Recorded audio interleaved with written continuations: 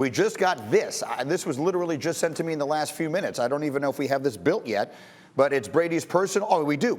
Well done. This is Alex Guerrero, which is Brady's personal trainer and business partner, the whole TB12 thing. He told the Boston Herald, quote, "I think in time with Tom, as Tom got into his late 30s or early 40s, I think Bill was still trying to treat him like that 20-year-old kid that he drafted. And all the players, I think, realized Tom was different.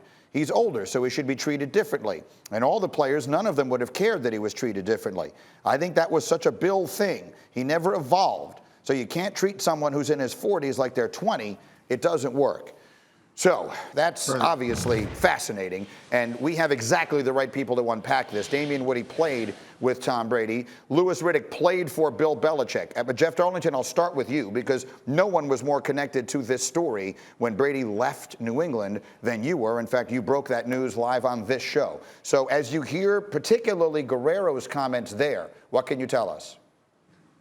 Well, Alex's comments are dead on in a way most people feel around Tom Brady, that look, the guy was a 40-year-old man. He wasn't a 20-year-old kid anymore. And there is a difference in the way that you treat somebody. And they felt in New England that never evolved. That relationship never evolved to that point, that Tom maintained that soldier-like mentality. None of what you're hearing from Tom Sr. or Alex should necessarily surprise anybody.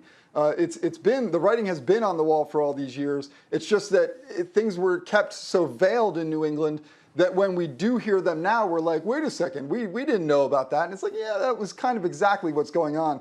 The one thing I'd add here is Tom Sr., wonderful man. Every time he talks, everybody in Tom Brady's camp, they duck for cover because that is an honest man, and he's going to speak it like a true father would, and that's exactly what Tom Sr. did right there. I agree. I mean, he's been a terrific guest on my radio show many times, but that was a very direct, even by his standards.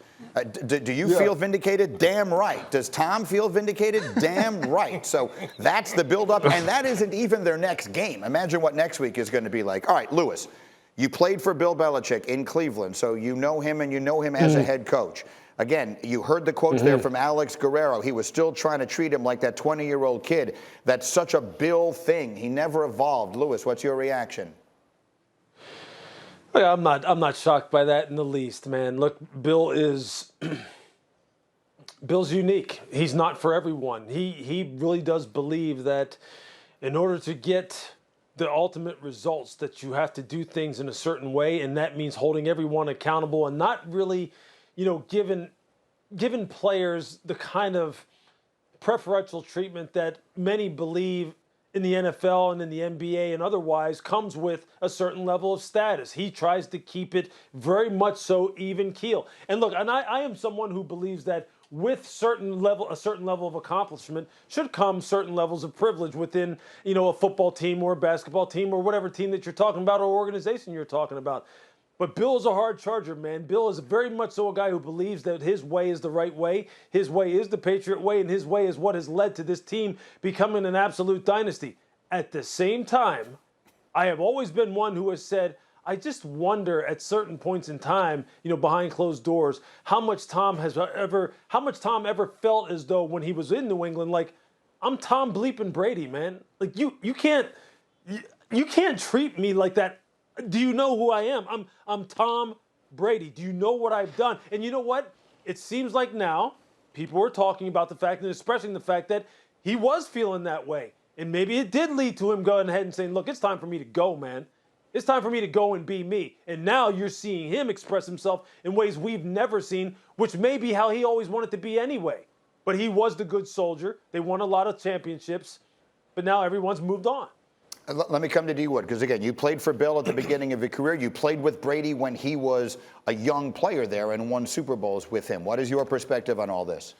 I think what Tom Sr. said is exactly how they feel.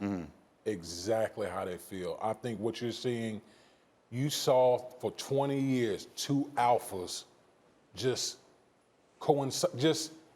existing. That's what I call existing together, because I can tell you that what Louis talked about, how Tom felt like, you know what? I'm Tom Brady, damn it. Like, Do you check my resume? Right. Yes, you got a resume, but damn it, check my resume. Like I shouldn't be treated like everybody else on the roster because of what I've done. And so none of this stuff is surprising at all. And I think in the back of Tom's mind, I know they're going to be playing the Rams, but I'm telling you, in the back of Tom's mind, he would love to go to New England and thrash New England up there at One Foxborough Place. I can tell you that right now. That game is a week from Sunday night. Again, they play the Rams this week, which is the only game our analytics don't favor them, meaning the Bucs. Thank you for watching ESPN on YouTube. For live streaming sports and premium content, subscribe to ESPN+.